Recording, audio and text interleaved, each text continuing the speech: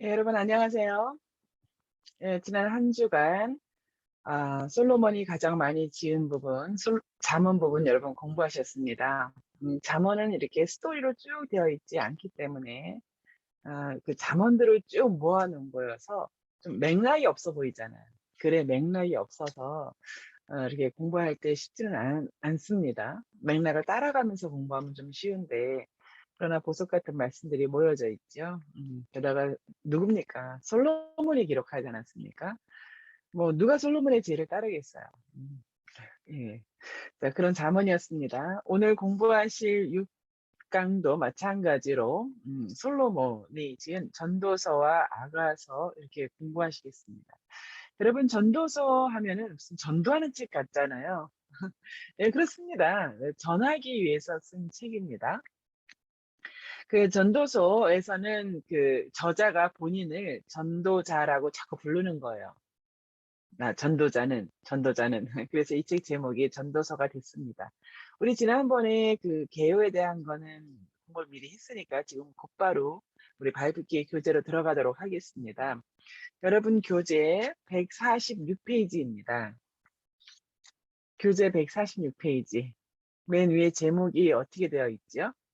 예, 모든 것이 헛되다입니다. 모든 것이 헛되다. 그 헛되다가 다음에 동그라미 해보세요. 그 헛되다라고 하는 거 영어로 이렇게 읽어보시면 그 이제 허무하다, vain, nothing, 아무것도 없다. 거기는 아무것도 없는 것이다. 네, 이런 단어가 쓰였을 것입니다. 네, 모든 것이 아무것도 없는 것이다. 그것은 거기 뭔가 있는가라고 해서 가봤지만 없는 것이다라고 하는 것이죠. 핵심 구절 너무 유명한 구절이죠. 핵심 구절 보시면서 전도자가 이르되 이렇게 말을 하죠. 본인을 전도자가 이르되 헛되고 헛되면 헛되고 헛되니 모든 것이 헛되도다. 그 헛되다 한번 동그라미 해보세요. 몇 개나 나오는가? 네 개인 줄 알았더니 다섯 보면 다섯 개죠. 다섯 개가 이렇게 헛되다, 헛되다, 헛되다라고 하는 것입니다. 거기 말씀의 숲에 보면 그 솔로몬이 백성들에게 그 지혜를 가르치는 대목이거든요. 지혜를 가르치는 이제 교사로서, 전도자로서 가르치는 내용이 허무한 삶은 허무한 것이 팩트다라는 거예요. 그러면 그 허무한 삶에서 우리가 어떻게 살아야 하는가? 네, 정말 지혜죠. 근데 그것을 제공하는 것입니다. 1번 문제에서요. 전도서에서 그 누구의 지혜를 기록한 것인가 해서 1장 1절의 말인데요. 뭐 답을 말씀드리면 다윗의 아들. 그럼 다윗의 아들이 여러 명이 있습니다. 그런데 예루살렘의 왕, 전도자. 그랬으면 그 예루살렘의 왕, 전도자라고 하는 사람은 이퀄 이제 솔로몬이 되는 것이죠. 그렇게 답을 쓰시게 될 것입니다. 전도자가 말하는 헛되다는 게 도대체 무엇인가? 오른쪽 페이지에 4번 문제. 전도자가 먼저 2장 1절에서 말하는 헛된 것은 무엇인가? 뭐 답을 말씀드리면 낙을 누리는 것이 헛되다. 자꾸 낙을 누리려고 하는 것이죠. 누리려고 하는 자꾸 그런 것이 그 낙을 누리면 뭔가가 있을 것 같지만 헛되다는 거죠. 또 이제 5번 문제에서도 또 무엇이 헛된가를 이야기합니다. 2장 18절부터 23절인데요. 이제 결론적으로 수고함이 헛되다는 거예요.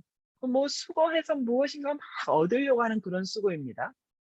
그렇게 하는 그 수고들이 헛되다. 왜냐하면 그렇게 얻으려고 많이 만들고 뭐 했던 것들이 결국 남의 손에 넘어가지 않냐. 이런 의미에서 수고함이 헛되다. 두 가지가 헛되다라고 이제 했습니다. 그러면 7번에서 그렇게 헛된 것이 팩트, 이 세상 삶이면 우리가 진정 누려야 하는 것은 이제 무엇이냐는 거예요. 이 답을 할 수 있어야 이제 이 전도서가 지혜서에 들어갈 수 있는 것이죠. 과연 그 답을 했습니다. 그 답은 다름 아닌 사람이 자기 일을 이제 즐거워하는 것이다.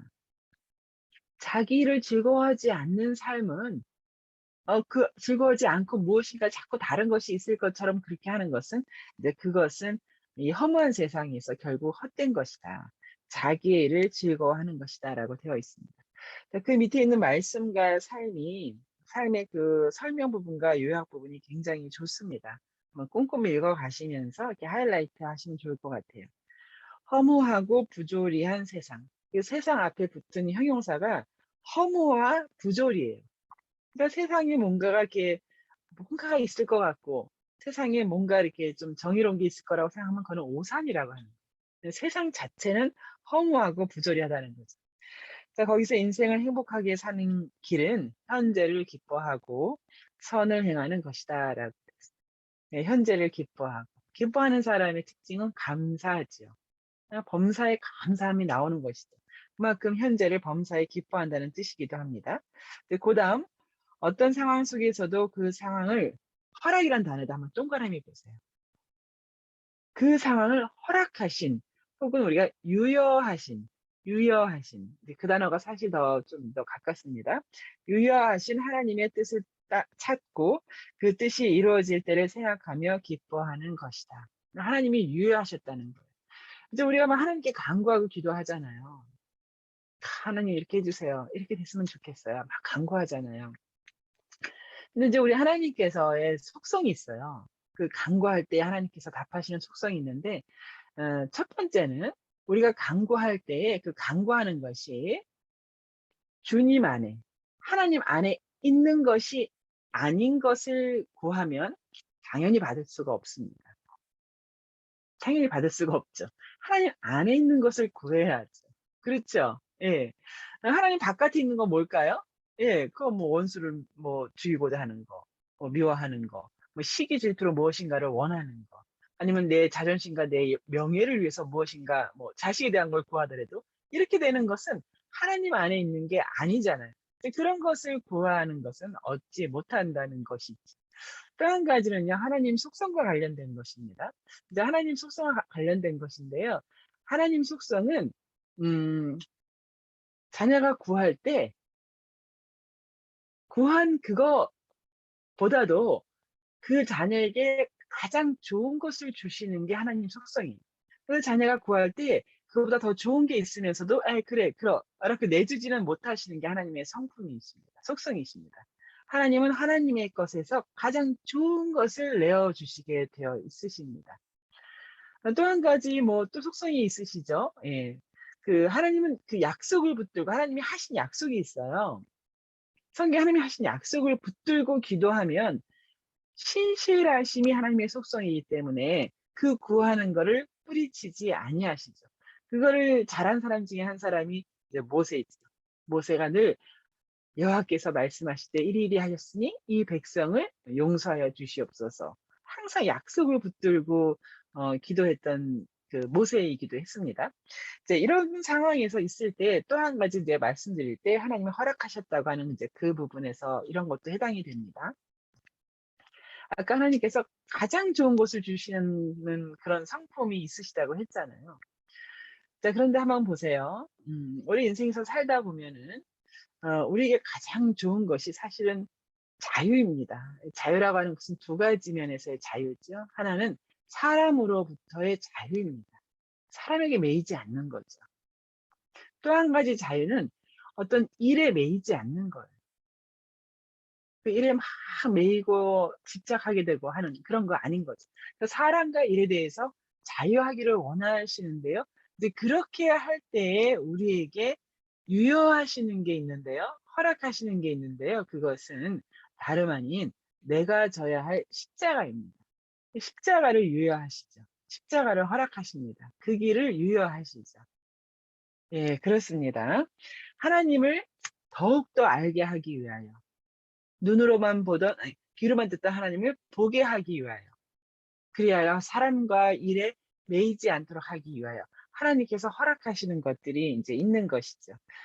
그렇습니다. 그럴 때 그러므로 신실하신 하나님을 믿고 우리가 기뻐하는 것이 중요하다. 그 말씀과 삶 단락에서의 마지막 줄에 보면 지금 나에게 주어진 때가 뭐래요? 하나님의 최선, 동그라미, 최선. 이 상황이 하나님께서 나에게 주시는 최선의 상황이라는 거. 우리가 안 믿길 때가 많지요. 예, 그리고 아름다운 때이다. 그러므로 모든 때 하나님 감사합니다. 감사합니다. 제가 그렇다고 해서 여러분 힘들지 않다는 거 아니에요. 어려워요. 힘들어요. 힘든 건 힘든 거고, 그러나 감사합니다. 이렇게 된다는 얘기죠. 자, 그렇습니다. 또 한 페이지 넘기시고요. 그 헛된 것에 대해서 한참 얘기하고 난 다음에 148페이지. 참된 만족의 길에 대해서 이제 제시를 하는 것이죠. 자, 거기서 나오는 그 참된 만족의 길은 이제 무엇이 되겠는가 했을 때, 사실 그 단락 나누기 있죠? 그 단락 나누기에서 그 5장에 나와 있습니다. 5장 앞부분에 무엇이 만족의 길인가? 거기선 하나님의 경외, 하나님을 경외한다는 단어 있죠? 동그라미 해보세요. 범사에 하나님이 계시다. 하나님을 존중하고 하나님의 뜻대로 따라가는 것. 이것이 가장 큰 만족의 길이다라고 제시하고 있습니다. 자, 오른쪽 페이지에 4번 문제 보세요. 예, 전도자가 해 아래서 본 큰 패단이 있다는 거예요. 야, 이거는 큰 패단이다. 이거는 큰 불행이다. 두 가지를 쓰시게 되어 있는 것이죠. 그래서 제가 뭐 요약해서 말씀드리면 큰 패단은 소유주가 재물을 자기에게 해가지도록 이제 소유하는, 끝까지 소유하는 것, 이제 그것이 패단이다. 두 번째는 죽을 때 수고하여 얻을 것을 하나도 가지고 가지 못하더라는 거죠. 아까 이제 좀 나왔었잖아요. 예, 죽을 때 아무것도 가져가지 못한다. 이제 그런 불행이다. 이제 그것을 이야기해주고 있습니다. 그래서 이제 그 무엇인가에 대해서, 뭐에 대해서 그렇게 소유고, 뭐가 그렇게 수고했는가에 대해서 말씀의 삶에서 보면은 5가지 정도 나왔어요.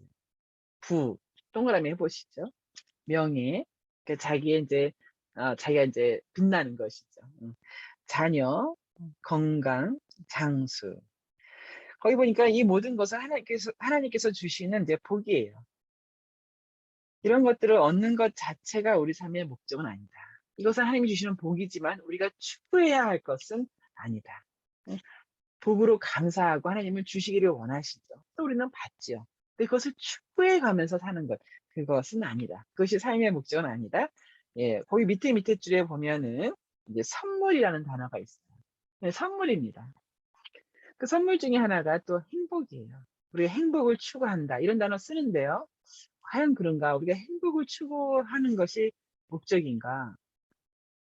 그러면 저에게 이제 선택의 기로가 놓였을 때 행복을 추구하니까 행복의 길로 가야 되는가?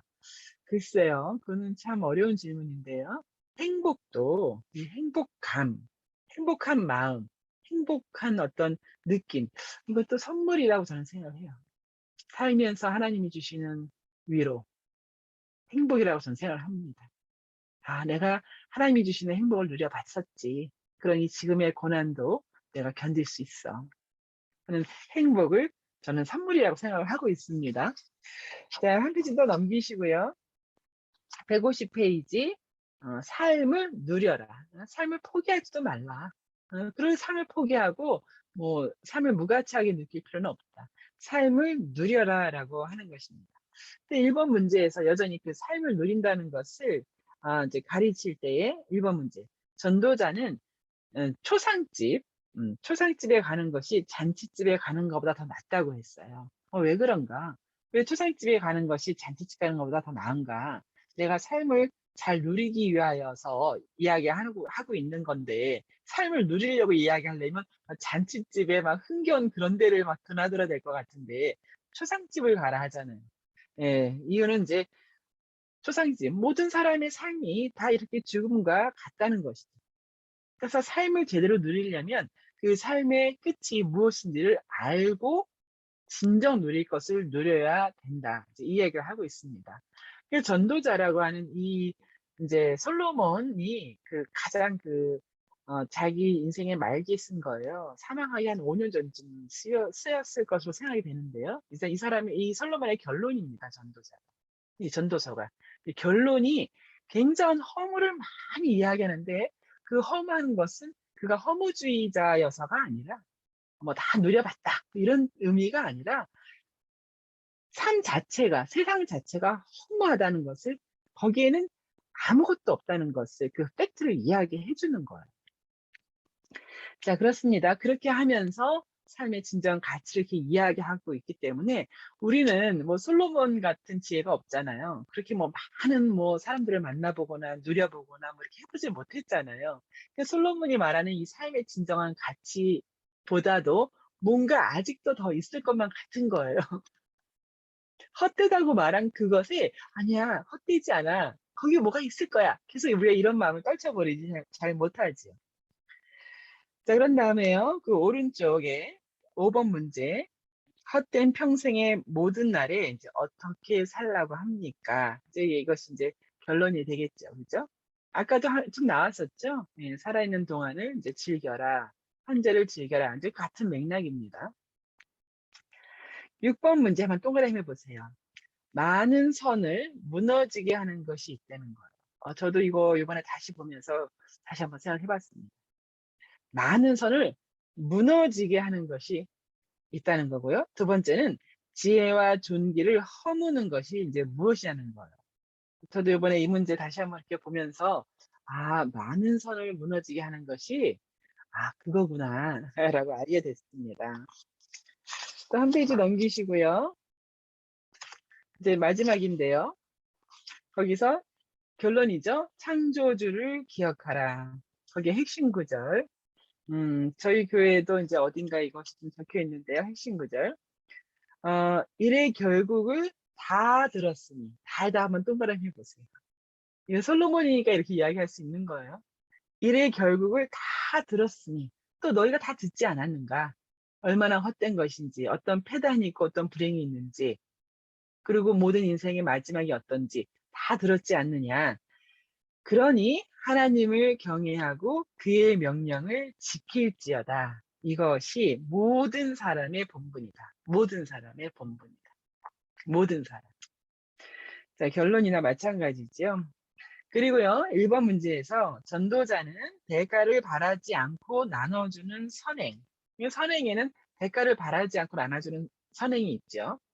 그것이 참 선행이죠. 그것을 어떻게 표현하고 있습니까? 역시 내가 누군가에게 그 선행을 베풀었던 것이 그와 나만의 관계가 아니라는 것이죠.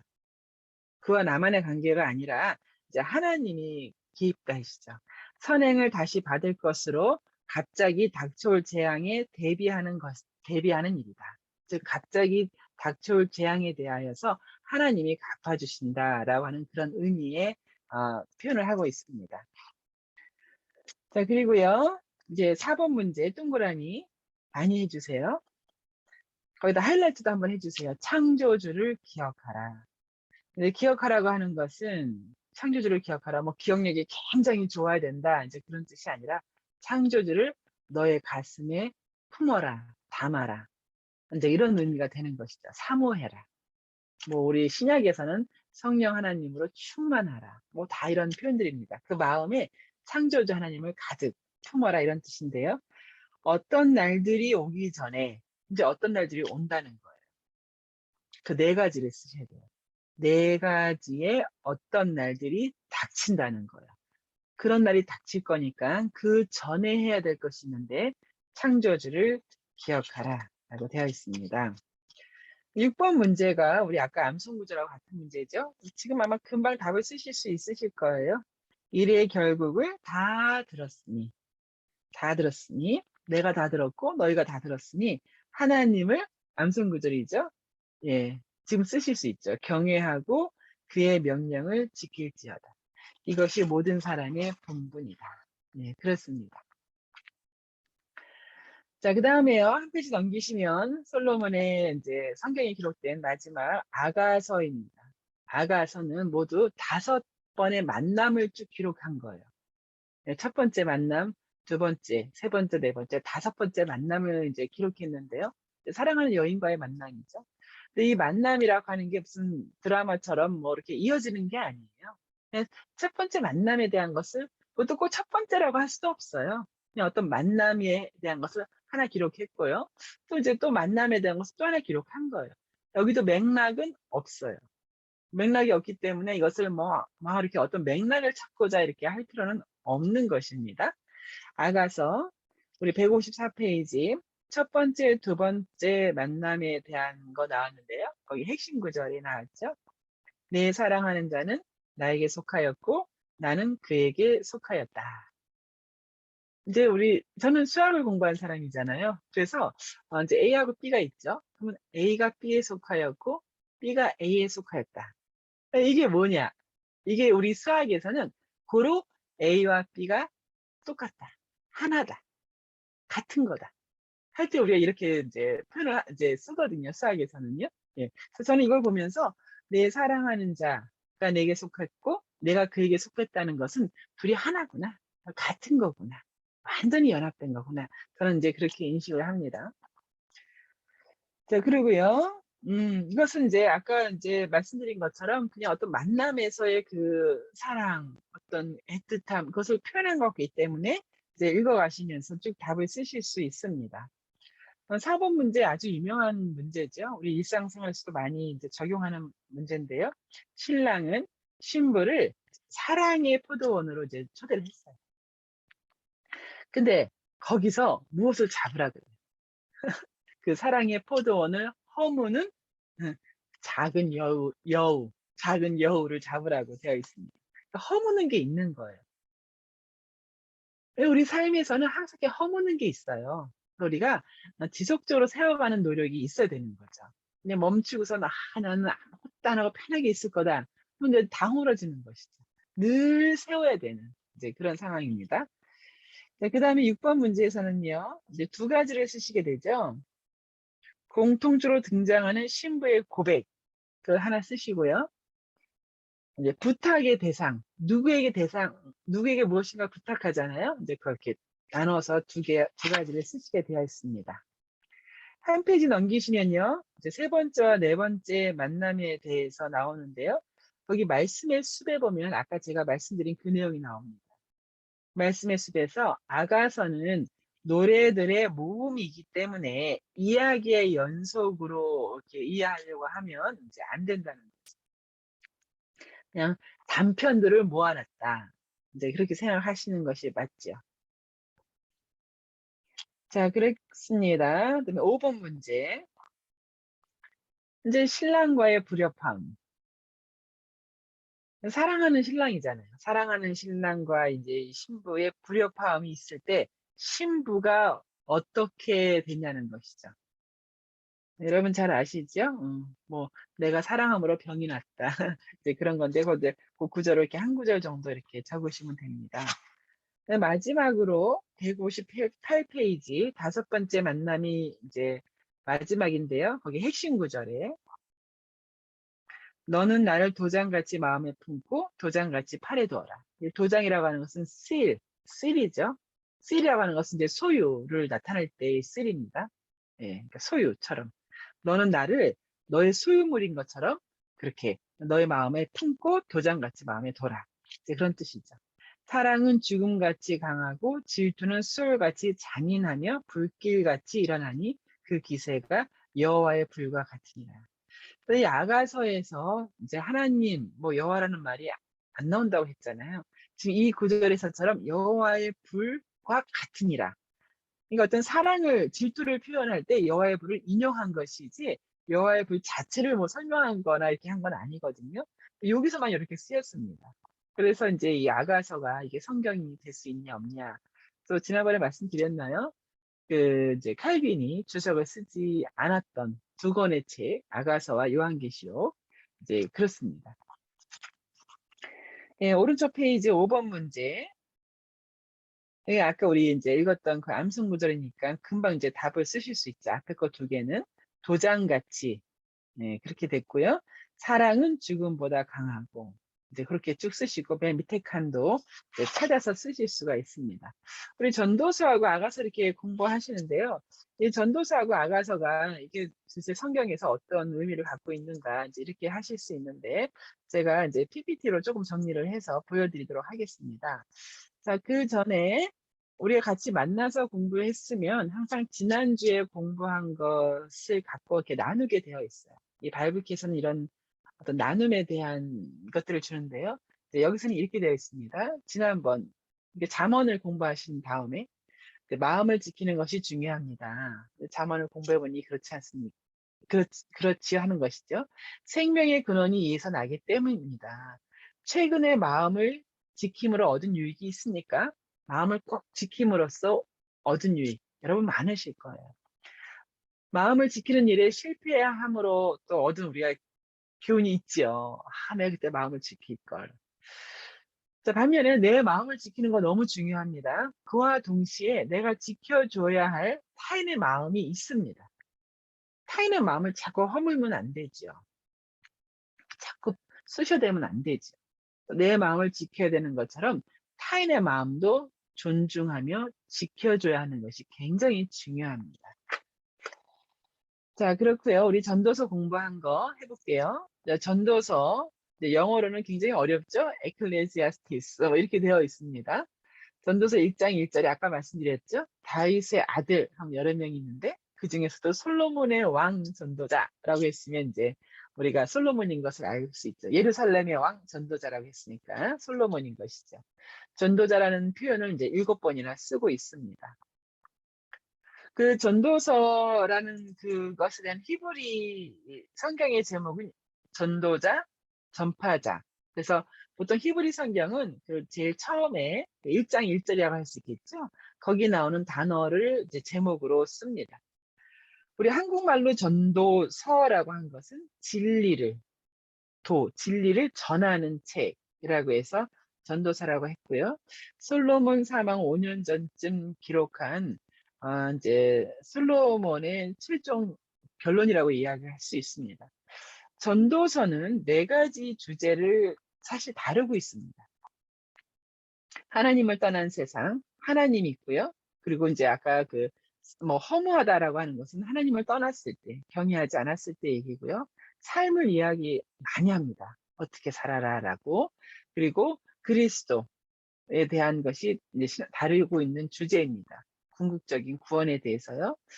그리고 죽음을 다루고 있어요. 자, 그런데 그럼 전도자가 말하는 죽음은 무엇인가? 우리가 알고 있는 죽음과 같은가? 자, 전도서에는 그 죽는 것에 대해서 돌아간다는 표현이 굉장히 많습니다. 다 돌아가고, 어디로 돌아가고, 다 이렇게 돌아간다는 말이 계속해서 이제 진행되고 있습니다. 여기도 있죠? 예. 그들의 평생에 미친 마음을 품고 있다가 후에는 죽은 자들에게로 돌아가고, 자기의 영원한 집으로 돌아가고, 자, 하나님께로 돌아가고, 이게 돌아간다는 표현이 있는 거예요. 여러분, 돌아간다고 하는 얘기는 이제 거기서 나왔다는 얘기예요. 거기서 나왔으니까 돌아간다고 이제 표현을 하는 것이죠. 근데 이게 뭐 전도자만 이렇게 이야기한 것이 아니라 이제 창세기에서도 보면은 창세기에서도 뭐 평안히 조상에게로 돌아간다. 조상에게로 간다가 아니라 돌아간다. 있던 곳으로 간다는 얘기죠. 호세아서 여호와께로 돌아가자. 리턴 돌아가자는 거죠. 요한복음 예수님 말씀하셨죠. 나를 보내신 이에게로 돌아간다. 그렇습니다. 전도자도 그렇고 성경에서는 이 죽음에 대해서 우리가 알고 있는 죽음하고 굉장히 다르게 이야기합니다. 마치 다시 돌아가는 거, 홈으로 돌아가는 것 같잖아요. 그죠? 이제 그렇게 표현을 하고 있습니다. 그 돌아간다고 하는 것이 여기 전도서 여기 이제 12장 7절에 있네요. 흙은 여전히 땅으로 돌아가고 영은 그것을 주신 하나님께로 return 돌아간다는 거예요.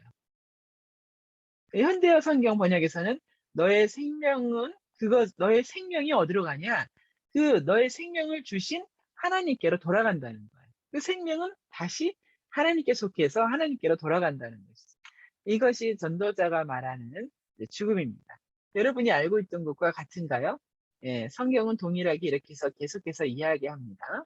그리고 삶에 대해서 전도자가 말하는 인생의 최고의 산은 무엇인가? 아까 제가 4가지를 말씀드리라고 했는데 여기 다 나와버린 것 같은데요. 너의 창조주를 기억하라. 기억하라고 하는 것이 어떤 것인지 아까 좀 설명을 드렸습니다. 맞습니다, 여러분. 창조주를 기억하고 마음의 창조주를 품는 것이 가장 최고의 가장 가치 있는 아름다운 삶이 되는 것이죠. 아까 아가서는 아름다운 노래인데요. 아가서는 영어로는 Song of Songs, 뭐 노래 중에 노래 이렇게 해야 되는가요? 그렇습니다. 아가셋에는 솔로몬이라고 하는 이름이 7번이나 나오죠. 제목부터가 솔로몬의 아가. 이제 이렇게 되어 있습니다. 아름다운 노래 아가입니다. 아까 읽었던 핵심 구절, 물론 히브리 성경 제목은요, 노래들 중에 노래고요. 영어 성경 제목에서는 솔로몬의 노래 이렇게 하기도 하고요. 또 유대인의 그 6월절 절기에 전문이 다 낭독이 됩니다. 특별하지요. 6월절이 보통 절기가 아니거든요. 최고의 절기입니다. 그럴 때 이 아가서 전문이 다 낭독됩니다. 이 부분에 대해서는 아까 좀 말씀드렸죠. 여호와의 부유가 같으니라. 그래서 이제 요 문장에 대해서 제가 여기 주석에 있는 말, 여호와의 불이라고 하는 것은, 가장 큰 불이다. 이제 이 뜻이죠. 뭐 사람의 불보다 더 큰 불, 여호와의 불, 맹렬한 불, 이제 이런 의미에서 쓰여졌다. 이제 이런 설명이 더 있어서 여러분에게 지금 설명을 드리려고 했습니다. 자, 그리고 그러면 제가 이제 마지막으로 한번 말씀드려 볼게요. 네. 잠언, 전도서, 아가서 이렇게 세 개 있는데 딱 한 구절씩 한번 모아봤습니다. 여러분 동의하실지 모르겠는데요. 저는 이렇게 모아봤습니다. 잠언, 이는 지혜와 훈계를 알게 하며 명철의 말씀을 깨닫게 하며. 전도서, 너는 청년의 때에 너의 창조주를 기억하라. 그리고 아가서, 사랑은 죽음보다 강하고. 저는 이제 뭐 이렇게 세 가지를 했습니다. 창조주를 기억하라. 이제 벌써 2018년도의 일이니까 한 뭐 4년쯤 되네요. 뇌 종양으로 이렇게 뇌 수술을 받고 이제 병원에 계시다가 병원에 채플이 있잖아요. 그래서 이분이 좀 이제 깨나신 다음에 병원 채플로 이렇게 좀 내려가셨나 봐요. 근데 채플에 앉아 있는데 이렇게 뇌를 수술해서 그런지 무슨 이렇게 단어나 이런 게 전혀 생각이 안 나시더래요. 그래서 생각하려고 엄청나게 애를 썼대요. 내가 무슨 말을 해야겠는데 하면서 굉장히 애를 쓰셨다는 거예요. 근데 한참 애를 쓰시다가 세 마디를 말씀하셨대요. 세 마디. 제가 읽어드릴게요. 주님, 내가 이렇게 사는 것이 은혜입니다. 그 한마디 하셨고, 그 다음에 감사합니다. 그리고 마지막으로 나는 하나님을 찬양합니다. 이분이 그 말을 하면서 너무너무 감사했대요. 그, 이렇게 종양 제거 수술을 하면서 너무 많은 것들이 다 생각이 안 나고, 막, 현실과 비현실 사이도 헷갈리고, 이게 있었던 일인지 아닌지도 헷갈려지고, 이러는 상황에서 하나님을 생각하면서 이 세 마디를 할 수 있었던 게 너무너무 감사했더랍니다. 너무너무 기뻤대요. 그리고 삶의 의미가 가슴속에 크게 와닿았다고 합니다. 너의 창조주를 기억하라. 너의 창조를 기억하라. 전도서 말씀 12장 1절이었는데요. 우리가 그래서 이렇게 말씀 공부하는 것이죠. 여러분 이렇게 해서 6강 말씀 제가 드리고요. 여러분 숙제 너무 하시다가 고생 많으시고요. 숙제도 숙제지만 공부하는 과정도 현재잖아요. 현재를 즐기시기 바랍니다. 감사합니다. 마칠게요.